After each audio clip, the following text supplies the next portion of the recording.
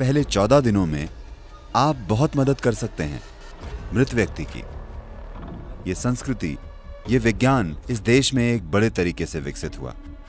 जब कोई अपना शरीर खो देता है तो पूरी तरह से लाचार हो जाता है। उसे मदद चाहिए और उसकी मदद की जा सकती है, लेकिन अशुद्ध और भ्रष्ट हाथों से नहीं। कोई इंसान जो परवाह करता हो, कोई इंसान जिसमें इसकी जरूरी समझ हो।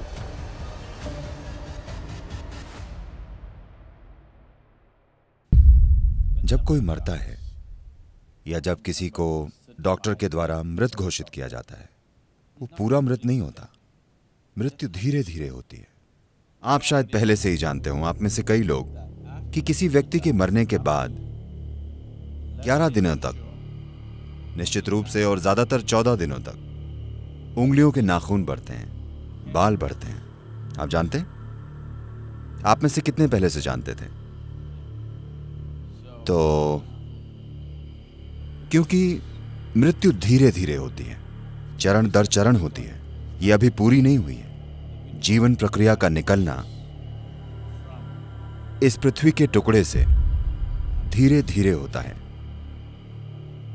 सभी व्यवहारिक अर्थों में जब सब कुछ रुक जाता है, फेफड़े रुक जाते हैं, दिल रुक जाता है, तो वे आपको मरा हुआ घोषित कर देते हैं।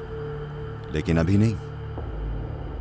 तो इसका इस्तेमाल करके कि जीवन की प्रक्रिया अब भी चल रही है, आप उसे फिर से जागृत कर सकते हैं और सिस्टम को सक्रिय कर सकते हैं। It is by using this that the tantrics have dead bodies walking. इसी का इस्तेमाल करके तांत्रिक मुर्दा शरीर को चलाते हैं। और ये बहुत असाधारण बात नहीं है, ये काफी साधारण है। और कभी कभी वे इस पर काम कर रहे होते हैं जब दाह संस्कार चल रहा होता है। ऐसा कई बार हुआ है। मैंने खुद नहीं देखा, पर मैं ऐसे लोगों को जानता हूं जिनके पास झूठ बोलने की कोई वजह नहीं है और वे झूठ नहीं बोलेंगे। ऐसे लोग, उन्होंने वाकई एक जलते हुए शरीर को उठकर चलते हुए देखा है।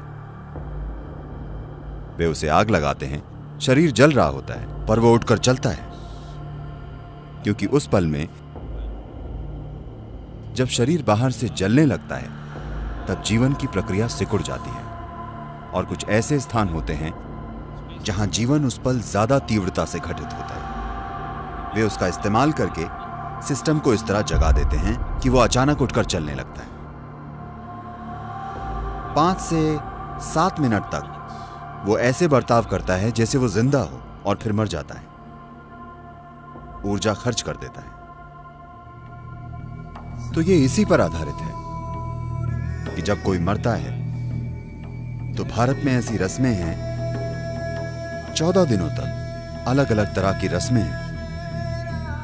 और दुर्भाग्य से काफी हद तक इन रस्मों के पीछे का ज्ञान, इनके पीछे की शक्ति खो गई है और लोग बस चीजें कर रहे हैं। जीवन चलाने के लिए वो ये करते हैं, या बस ऐसा किया जाता है इसलिए वे करते हैं। बहुत कम लोग वाकई समझते हैं कि इसका महत्व क्या है, क्योंकि जीवन ऊर्जाएं धीरे धीरे जाती हैं। वे इसमें इतना गहरी चली गई हैं, शरीर की हर कोशिका में। वे बस पुफ से नहीं चली जाती। व्यावहारिक रूप से शायद व्यक्ति मर जाए, लेकिन पूरी तरह से नहीं मरता, वो धीरे धीरे मरता है। तो हम इस प्रक्रिया को तेज करना चाहते हैं। हम नहीं चाहते कि कोई धीरे धीरे मरे। धीरे धीरे मरना यातना हो सकता है ना? धीरे धीरे मरना भयंकर कष्ट है ना? तो ये यातना हो सकता है। तो हम चाहते हैं वो जल्दी जाए। उसके मरने के बाद सबसे पहली चीज है पैरों के अंगूठों को बांधना। क्या आप अब भी ऐसा करते हैं या नहीं? अंगूठों को बांधना, क्योंकि अगर आप अंगूठे ना बांधें तो शरीर के निचले हिस्से से जीवन अंदर आने लगेगा। वो जीना चाहता है, क्योंकि शरीर की सभी कोशिकाएं मरी नहीं हैं। वे अब भी जीने की कोशिश कर रही हैं। वे ऊर्जा खींचने की कोशिश करेंगी। जब वे ऊर्जा खींचने की कोशिश करेंगी तो कुछ शक्तियां शरीर में घुसेंगी। आप नहीं चाहते कि आपके प्रियजन के साथ ऐसा हो, तो जैसे ही वो मरता है आप अंगूठे बांध लें। अब कोई बाहरी सहारा नहीं होगा, वो काफी जल्दी जाएगा। अगली चीज है, आप उसे पानी से धो दें, क्योंकि जब आप मृत व्यक्ति को धोते हैं, जब आप जीवित होते हैं और कोई आपको नहलाना चाहता है और आपके चेहरे पर पानी डालता है, आपको लगता है आपको परेशान किया जा रहा है। जब आप बच्चे थे, आपकी मां आपको नहलाती थी,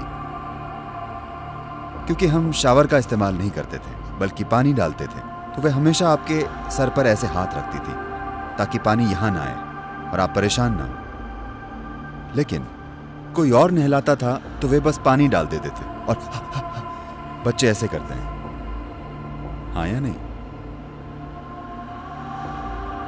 तो अगर आप बस चेहरे पर पानी डालें तो ये मृत व्यक्ति पानी से परेशान हो जाता है। अगर कोई भी छोटी सी गतिविधि हो रही है तो वो रुक जाती है। तो अगर आप जीवन को अच्छे से समझते हैं, बिल्कुल अच्छे से, तो आप शरीर से इस तरह से बाहर निकल सकते हैं कि आप पूरी तरह से बाहर आ जाएं, आप सब कुछ इकट्ठा करके चले जाएं। अगर आप इस तरह से जाएं तो हम आपको दफनाएंगे, हम आपके शरीर को नहीं जलाएंगे, क्योंकि हम आपके ऊपर लकड़ी बर्बाद नहीं करना चाहते। आप पूरी तरह से चले गए हैं, कोई जल्दी नहीं है, हम आपको 1 या 2 दिन रखने के बाद जला सकते हैं। तो मैं कह रहा हूं, ये एक ऐसी संस्कृति है जहां हम जीवन और मृत्यु को बिल्कुल अच्छी तरह से समझते थे और उन्हें वैसे संभालते थे जैसे उन्हें संभाला जाना चाहिए। पहले 14 दिनों में आप बहुत मदद कर सकते हैं मृत व्यक्ति की। ये संस्कृति, ये विज्ञान इस देश में एक बड़े तरीके से विकसित हुआ, पर फिर भ्रष्ट हो गया। तो जो एक बहुत ही सुंदर विज्ञान था, वो व्यापार बन गया और व्यापार भ्रष्टाचार बन गया। तो आज अगर आपके घर में कोई मरता है तो आप उन लोगों के पास जाते हैं जो कहते हैं वो कुछ करेंगे और कहेंगे आपके दादा दूध पीना चाहते हैं, एक गाय दीजिए। 1 लीटर दूध नहीं, एक गाय। बारिश हो रही है, आपके दादा को छतरी चाहिए, छतरी दीजिए। आपके दादा कांटों पर चल रहे हैं, उन्हें चप्पल चाहिए। देखिए, आप अपने दादा के बारे में चाहे जो भी जानते हों या ना जानते हों, आप एक चीज जरूर जानते हैं कि वे अपना शरीर यहीं छोड़कर चले गए। जब वे अपना शरीर ही छोड़कर चले गए तो छतरी, कपड़े, चप्पल, ये ठीक नहीं है, हाँ? लेकिन दुर्भाग्य से ऐसा हो गया है। तो हम फिलहाल एक प्रक्रिया के द्वारा लोगों को ट्रेनिंग दे रहे हैं ताकि वे इस तरह की सेवाएं दे सकें। लेकिन आपको कभी भी इसे अपना काम नहीं बनाना चाहिए, बस एक सेवा की तरह।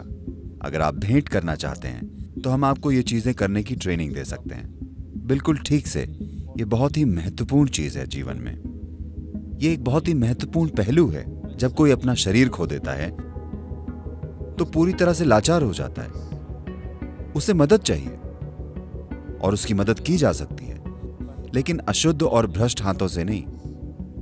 कोई इंसान जो परवाह करता हो, कोई इंसान जिसमें इसकी जरूरी समझ हो। अगर आप ऐसी चीजों से गुजरना चाहते हैं, ऐसी ट्रेनिंग से, तो ये उपलब्ध है। हम अपने खुद के दाह संस्कार स्थान भी शुरू करने वाले हैं।